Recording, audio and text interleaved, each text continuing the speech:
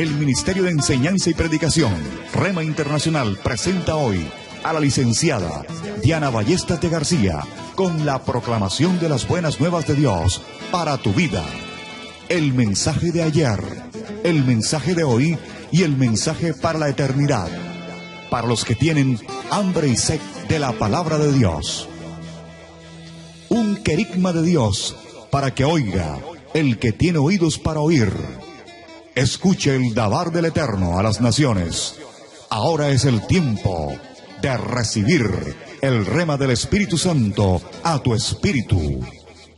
Escuchemos con fe el mensaje para hoy. ¿Qué es la sanidad interior?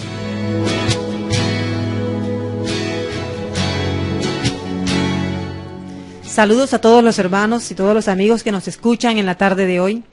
Damos gracias a Dios por poder llegar hasta sus hogares, lugares de trabajo o el transporte. Damos gracias a Dios porque podemos usar este medio para pregonar el mensaje del Evangelio, para enseñar doctrina a la iglesia, para capacitar a aquellos que están deseando servir mucho mejor en el ministerio, para aquellos que desconocen el mensaje de la palabra de Dios. Saludos a todos. Es nuestro deseo que se encuentren gozando de la bendición del Altísimo. Vamos en este momento a desarrollar o a continuar desarrollando el tema que ya hemos venido tocando los días anteriores, que es la sanidad interior.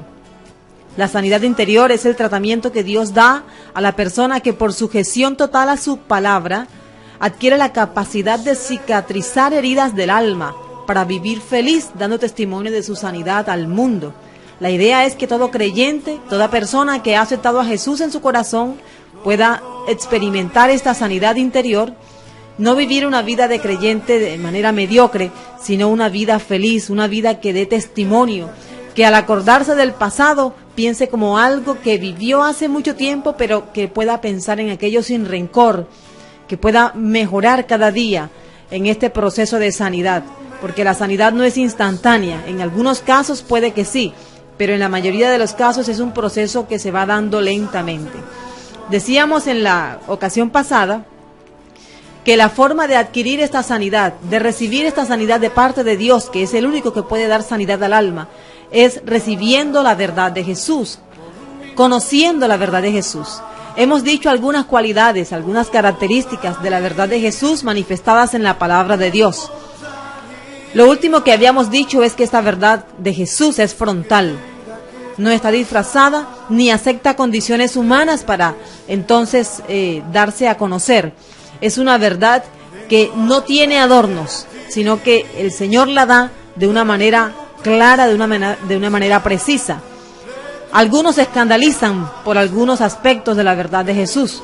Hay cosas en las que Jesús pareciera para algunos que exagerara, con decir, por ejemplo, el que no deja padre y madre no es digno de mí. Cosas como estas escandalizan a muchas personas y cuestionan la palabra de Jesús, la verdad de Jesús, al punto de decir que no la aceptan y no la creen. Otros creen que pueden vivir la palabra de Dios, la verdad de Jesús, pueden vivirla a su manera, poniendo condiciones, y la excusa que ellos presentan es: Dios me conoce, Dios sabe quién soy yo, así que Él es el que me va a pedir cuentas y pues yo hablaré con Él y me entenderé con Él. Pero no es así. La palabra de Dios nos enseña que la verdad, la cual es Jesús, es única, es absoluta, no compite con ninguna otra verdad. Por lo tanto, la persona que decide conocer la verdad de Jesús, pero se encuentra confrontada con un pecado que dice no poder dejar, esta persona no podrá recibir sanidad de parte de Dios.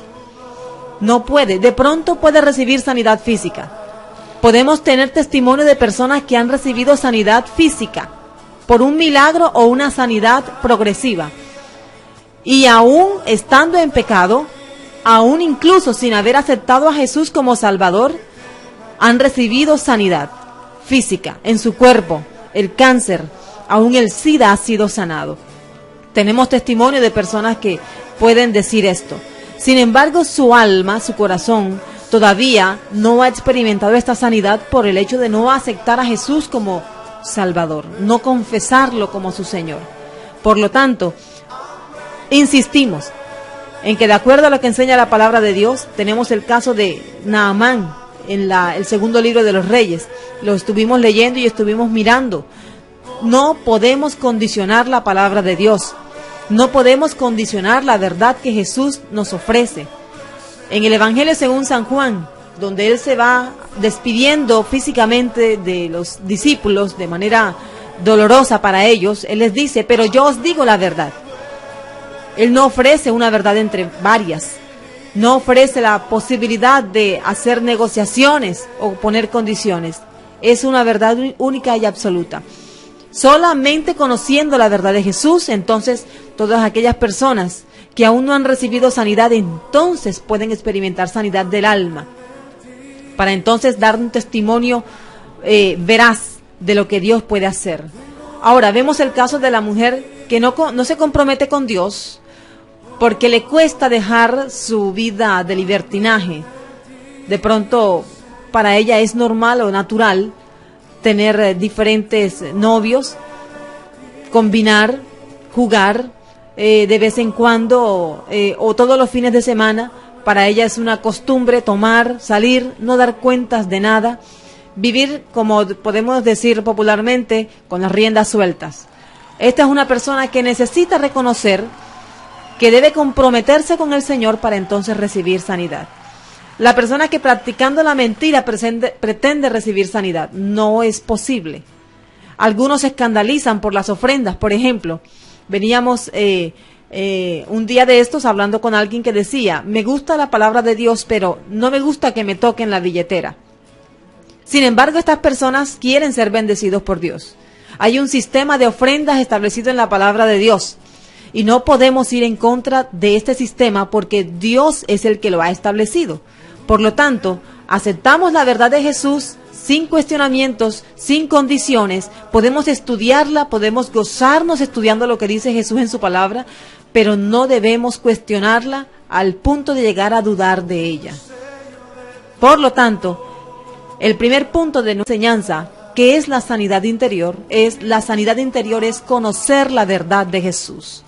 El segundo punto de la enseñanza, al que pasamos en el día de hoy, es la sanidad divina, es aceptar la verdad de Jesús. Primero la conocemos, ahora hay que aceptarla. Muchos se quedan solamente en el conocer. Algunos incluso comienzan a estudiar la Biblia, pero comienzan a estudiar la Biblia de una manera ajena a lo que ella puede hacer en ellos. Hablan incluso de la Biblia, se vuelven unos biblistas, podríamos decir así, unas Biblias con patas, pero no viven lo que ella dice. No basta con solo conocer entonces la palabra de Dios, hay que aceptarla en nuestro corazón. Aceptarla implica una gran verdad espiritual que nos enseña el apóstol Pablo en la carta a los Romanos. Es aceptar sin condiciones, ya que la hemos conocido. Y para esto de conocer la palabra de Dios, pues necesitamos tiempo para estudiarla, dedicarnos, escudriñarla, como dice el mismo Señor. En la carta a los Romanos podemos entonces encontrar una forma clara, concisa, en la que el apóstol Pablo ha reducido el aceptar esta verdad de Jesús. Romanos capítulo 10, usted puede buscar en su Biblia, cualquier versión, puede leer. Ojalá tenga allí papel, tenga lápiz, pueda anotar lo que vamos diciendo. Es bueno que usted, después de escuchar, pueda incluso compartir con otras personas. Tenemos aquí en la carta a los Romanos, vamos a leer en el capítulo 10, los versículos 8 y 9, dice la palabra de Dios. ¿Mas qué dice? Cerca de ti está la palabra, en tu boca y en tu corazón. Esta es la palabra que fue predicada. Que si confesares con tu boca que Jesús es el Señor, y creyeres en tu corazón que Dios le levantó de los muertos, serás salvo. Esta es una palabra poderosa, concisa, es directa. Es bueno poder leerla en nuestro idioma, pero podemos ver de manera más escrutadora los pasajes que hemos leído. Por ejemplo, la palabra que usa aquí el apóstol Pablo para referirse a confesar, que normalmente entendemos, y basándonos en este pasaje, es que invitamos a todas las personas que todavía no conocen a Jesús a que abran su boca, y no tanto mentalmente, sino que abran su boca, levanten su voz y digan: Yo confieso a Jesús como mi Salvador, como mi sanador, como mi protector. Los animamos a confesar basándonos en este pasaje. ¿Por qué? Porque creemos en el poder de lo que es confesar a Jesús como Señor. Pero ¿qué significa un poquito más profundamente la palabra confesares? Si confesares. Este es un término que podemos entender como asentir. La palabra que usa el apóstol Pablo en el idioma griego. Asentir, hacer pacto, profesar, prometer, declarar. Todo esto es lo que implica confesar. Por lo tanto, no es solamente decir de labios hacia afuera, no. Estamos confesando porque realmente hay una decisión interna de hacer un pacto de obediencia con Dios. Es un compromiso en el que decimos, Señor, tú serás mi Señor y yo voy a ser tu siervo. Tú serás mi Padre y yo voy a ser tu Hijo. Es una declaración que además, dice el apóstol Pablo, es pública. Es pública, es algo que debemos confesar ante el mundo. Por lo tanto, si confesares con tu boca que Jesús es tu Señor, dice la versión original, no dice tanto como lo leemos aquí en la versión Reina Valera, aunque está bien así, pero un poquito más entendible es si confiesas que Jesús es tu Señor, dice en el texto griego. Entonces podemos comprender el valor de lo que significa ser sanados. Dice, si creyeres en tu corazón, entonces serás salvo. Podemos entonces aceptar la verdad de Jesús cuando confesamos de corazón y cuando creemos de corazón. La palabrita aquí entonces, confesar, es hacer un compromiso público con Dios. Algunas personas no lo hacen porque les da pena, se avergüenzan, ¿verdad? No se sienten con capacidad de hacerlo. Piensan mucho en el que dirán. Tal vez se burlen de mí. Tal vez tenga problemas en mi trabajo porque he confesado no que mi trabajo es mi Señor, sino que Jesús es mi Señor. He confesado no que mi familia es mi amo, mi Señor, sino que Jesús es mi Señor. Por eso es tan importante, el Señor así lo quiere, que no se haga mentalmente. A veces podemos decir a la persona, haz la oración mentalmente, pero aquí el apóstol Pablo está diciendo lo que es público. A los jóvenes, aquellos jóvenes que en este momento tienen un conflicto, están viviendo en una etapa en la que aún son niños, pero la sociedad les está exigiendo que se comporten como adultos. Estos jóvenes tienen que llegar a un momento en el que deben confesar a Jesús como su Señor. Es una etapa difícil y al mismo tiempo fácil. Es una etapa en la que los jóvenes normalmente entre los 15, digamos de los 12 años en adelante, hasta los 18, que es la mayoría de edad, sienten que ya son adultos para unas cosas, pero aún para otras son niños. Hemos recibido estadísticas asombrosas de lo que los jóvenes están haciendo, jóvenes sin Cristo, jóvenes que no conocen el camino de salvación. Algunos lo conocen, pero por no tener una formación desde niños en la palabra de Dios, estos jóvenes están cometiendo atrocidades, actos de inmoralidad, llegando a puntos de suicidio. Esta no es la idea que tiene el Señor. Entonces, joven, a ti te digo hoy, si tú confiesas que Jesús es tu Señor, no solamente de labios hacia afuera, sino que lo haces de corazón y comienzas a pensar en Jesús como tu amo, como tu Señor, como aquel al que hay que pedirle permiso, como aquel al que hay que conocer para saber cómo actuar, entonces vas a ser un joven prosperado. Ahora traigo aquí a colación el caso de Daniel, el joven Daniel, mencionado en el Antiguo Testamento como uno de los profetas más grandes. Para los jóvenes de este mensaje, Daniel fue llevado cautivo por el pueblo babilonio de su pueblo Israel. Estando allá con sus 3 amigos, en los que creo que él tenía algo de influencia, por lo menos el libro indica que Daniel era de más liderazgo que los otros 3 amigos. El profeta aquí nos indica cómo ellos fueron sometidos a una especie de entrenamiento en la tierra de los caldeos, en la tierra de los babilonios. Y podemos ver algunos detalles importantes aquí en el pasaje para los jóvenes que han pensado en entregar su vida a Jesucristo, pero todavía no lo han hecho. Ellos están pensando tal vez que tienen mucho tiempo por delante.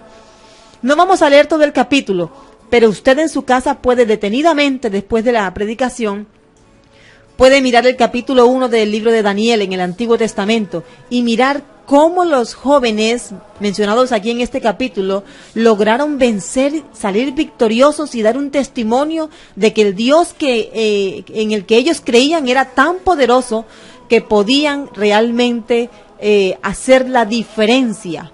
Miremos, por ejemplo, el versículo 4. Dice aquí el versículo 4, el profeta Daniel: muchachos en quienes no hubiese tacha alguna, de buen parecer, enseñados en toda sabiduría, sabios en ciencia y de buen entendimiento, e idóneos para estar en el palacio del rey.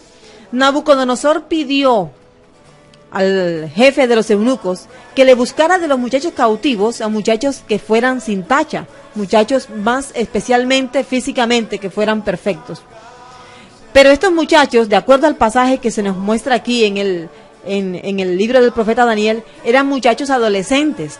Así que pensemos en Daniel y en sus 3 amigos como unos muchachos, pensemos de pronto como cualquiera de los hijos de nosotros, para los que tienen todavía adolescentes, 12, 14 años, tal vez un poquito más, 17 años, jóvenes que en su tiempo eran tenidos como niños todavía, pero aquí la traducción nos los pone como muchachos.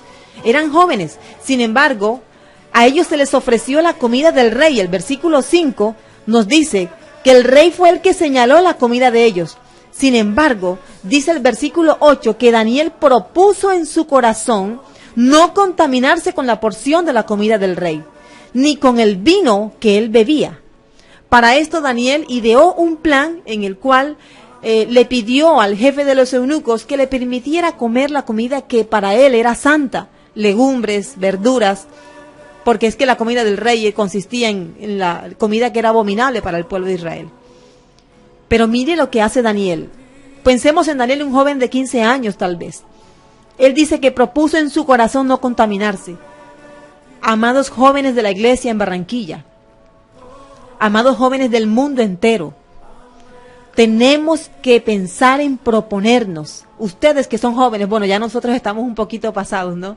Pero ustedes los que tienen 12, 15 años, a todos los que se consideren jóvenes, propónganse en su corazón no contaminarse con el mundo. Qué hermoso testimonio que jóvenes puedan confesar a Jesucristo en los colegios, en las universidades, y que digan, este joven sobresale por encima de los demás, este joven es diferente, y que pregunten, ¿pero por qué? Lo que pasa es que él confiesa a Jesús como su Señor. Él no tiene a otro Señor, él tiene a Jesús como su Salvador. Que podamos escuchar testimonios. Son muy pocos los testimonios que estamos escuchando hoy día en la iglesia evangélica de jóvenes que sobresalen en el estudio, en el colegio, en la universidad. Tienen que escucharse más. ¿Qué es lo que está pasando con los jóvenes? Aquí dice, por lo menos para terminar con los detalles sobresalientes del pasaje de Daniel, en el versículo 17, que a estos muchachos Dios les dio conocimiento e inteligencia. Yo estoy segura que los jóvenes que me están escuchando quieren ser los mejores en la clase, quieren sobresalir, quieren ser diferentes. Para ser diferentes no tienen que ponerse piercing en la oreja, en la nariz, en la lengua, eso es hasta peligroso. Para ser diferentes no tienen que hacerse ese corte que están usando hoy día, bueno, parecen unos gallitos. No, para ser diferentes hay que tener a Jesús como el Señor de su vida, confesarlo, no le dé pena, háganlo para que vea cómo el Señor actúa. De la misma manera que hizo Dios con Daniel. Dice aquí la palabra, en el capítulo 1 de Daniel, versículo 17, que Dios le dio conocimiento e inteligencia en todas las letras, ciencias, a Daniel y a sus amigos. ¿De entre cuántos serían los jóvenes? Había muchos jóvenes, pero solamente dice el pasaje que 4 decidieron de corazón guardarse y no contaminarse. Ahora, ¿cuál fue el dictamen de Nabucodonosor? Un hombre exigente, el rey del imperio babilónico. ¿Cuál fue su dictamen? Mire cómo dijo el rey Nabucodonosor. En todo asunto de sabiduría, versículo 20 para los que tienen su Biblia abierta, en todo asunto de sabiduría e inteligencia que el rey les consultó, los halló 10 veces mejores que todos los magos y astrólogos que había en todo su reino. Gloria al Señor por su palabra. ¿Quieres sacar las mejores notas del salón? Confiesa a Jesús como a tu Salvador.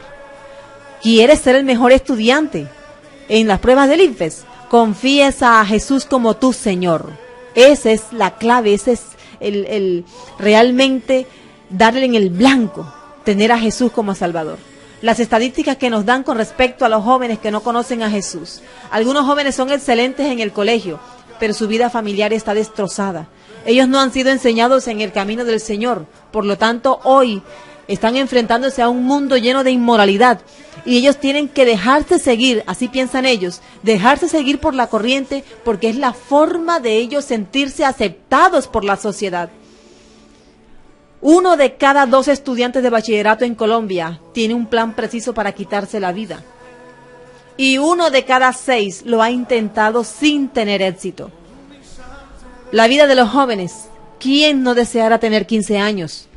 ¿Quién no quisiera tener 12, 14 años, 17 años? Tener la virtud de ser joven, tener la fortaleza del cuerpo, no tener esas canitas que a algunos ya nos molestan, nos incomodan. Tener esa piel tersa. ¿Por qué un joven, estando en esta plenitud de su vida, decide tomar una decisión como esta? Algunos amagan y intentan suicidarse, pero tienen miedo porque no saben qué les espera después de que se mueran. Algunas cosas que los jóvenes han dicho, por ejemplo, son las siguientes. Ellos dicen que necesitan tener paz. Viven en un agite. Sus padres o las personas que están encargados de ellos les exigen metas como si fueran adultos ya mayores. ¿Ve? Ellos dicen cosas como, por ejemplo, en mi casa se gritan todo el tiempo. Ellos no hablan, ellos se gritan, no piden favores, no hay normas de educación, no hay normas de moral. Ellos se sienten asfixiados por la baja moral en la que están viviendo. La alcaldía aquí de Barranquilla, la gobernación del Atlántico, ha dado estadísticas alarmantes de cómo los jóvenes están actuando. Realmente los jóvenes están siendo guiados por una fuerza oscura, no por los padres. Los mismos docentes de los colegios están quejándose porque los estatutos de educación que en Colombia se están sacando no están ayudando a formar al joven, están más bien ayudando a descarriar a los jóvenes. Hay un joven que dice, en mi familia tengo parientes que se han suicidado, así que como ellos se han suicidado, pues yo también debo llevar la misma carga. ¿Cómo podemos escuchar a una muchachita de 16 años que de pronto en un desliz quedó embarazada y en lo primero que piensa es en quitarse la vida? No podemos permitir que eso siga sucediendo. La iglesia aquí en Barranquilla está presente. Digamos presente los pastores, digamos presente todos aquellos que tenemos el temor de Dios en nuestro corazón. Y comencemos a buscar los jóvenes, hay que rescatarlos. El sistema de educación sexual en Colombia fue un fracaso. No lo digo yo, lo dijeron los medios de comunicación a nivel profesional en toda Colombia. Porque se les dio rienda suelta. A los padres se les dijo, dejen que sus hijos desarrollen su sexualidad. Y de esta manera se les dijo, permítanles usar el condón. Pero esa no era la solución. La Biblia enseña, aquí tenemos el caso palpable del profeta Daniel, que siendo joven propuso en su corazón, padres, cuidemos a nuestros hijos, pensemos dónde están. Miren, los que tienen la dicha de tener niños pequeños todavía, instrúyanlos en el camino. La Biblia nos enseña en Deuteronomio, en el capítulo 6, los versículos 4 en adelante, cómo se debe instruir al niño. Algunos dirán, pero eso es demasiado, hermana. Eso es demasiado, pastora, pero es la forma en la que Dios dice que se debe instruir al niño. Dice el Señor aquí, hablando al pueblo de Israel, la forma eficaz en que el niño debe ser instruido. Y estas palabras que yo te mando hoy estarán sobre tu corazón y las repetirás a tus hijos. Y hablarás de ellas, mire dónde, estando en tu casa, andando por el camino, al acostarse y cuando te levantes. Las atarás como una señal en tu mano y estarán como frontales entre tus ojos. Las escribirás en los postes de tu casa y en tus puertas. Ante una palabra como esta que hemos leído aquí en Deuteronomio 6, capítulo 6, versículo 6 en adelante, lo puede leer con más calma. La pregunta que nos hacemos es, a todos los hermanos que asisten a una iglesia, aquellos que son bautizados, aquellos que se consideran creyentes auténticos, que han dicho al mundo, no, ahora yo soy de Cristo. ¿Cómo están enseñando a los niños en el camino del Señor? ¿Qué es lo que se les está instruyendo en la iglesia? Ellos son la iglesia del mañana. pero tenemos la responsabilidad hoy de instruirles. Tenemos realmente que enseñarles. El gobierno ha tomado control en algunos aspectos, pero no es suficiente. No es suficiente. Algunos padres de familia, cuando van a la iglesia, los niños pequeños se aburren. Ellos dicen, es que la predicación me aburre. Los niños no pueden hacer lo que a ellos se les antoja. La psicología moderna le ha enseñado a los padres, deje que su hijo decida, deje que su hijo exprese lo que quiere. Pues no. La Biblia, la palabra de Dios es única y es materia de autoridad. En materia de autoridad es la que enseña. El niño no sabe lo que quiere. La psicología moderna le dice, la psicología de Sigmund Freud le va a enseñar que usted debe dejar que su niño decida. No puede dejar porque el niño va a decidir con necedad. También dice la palabra de Dios que la necedad está ligada al corazón del muchacho. Por lo tanto, usted tiene que decidir por él hasta que él tenga la mayoría de edad. Si el niño quiere salirse del servicio, agárrelo. Dele, si quiere, una recompensa. Anímelo para que se quede a escuchar la predicación, pero no permita que se salga. Porque ese niño que ahora mismo lo manipula a usted, más tarde hará lo que usted, no lo que usted le dice, ni lo que dice la palabra de Dios, sino lo que él quiere. Si usted necesita consejería, si usted cree que podemos darle una orientación con respecto a algún problema familiar, llámenos. Vamos a estar unos minutos aquí después del programa, en la emisora. Vamos a recibir sus inquietudes. Si usted cree que podemos ayudarle, puede marcar también al 355-3218 en la sede de nuestro ministerio. Allá también podemos atenderle. Queremos dar consejería, queremos ayudarle, creemos que tenemos palabra de Dios, creemos que la familia de Barranquilla, la familia cristiana, además de lo que está recibiendo, porque los pastores están trabajando, necesitan un poco más de orientación con respecto a los jóvenes. Tenemos que cuidarlos. Esperamos sus llamadas. Dios les bendiga. Continúen en sintonía porque hay más palabra de Dios. El Ministerio Apostólico Rema Internacional pone a disposición esta predicación. Ofrecemos ministración a simposios, seminarios, campañas evangelísticas, educación globalizada sana y de carácter interdenominacional. Escríbanos a ministerioremainternacional@gmail.com o llámenos al celular 316-270-7181.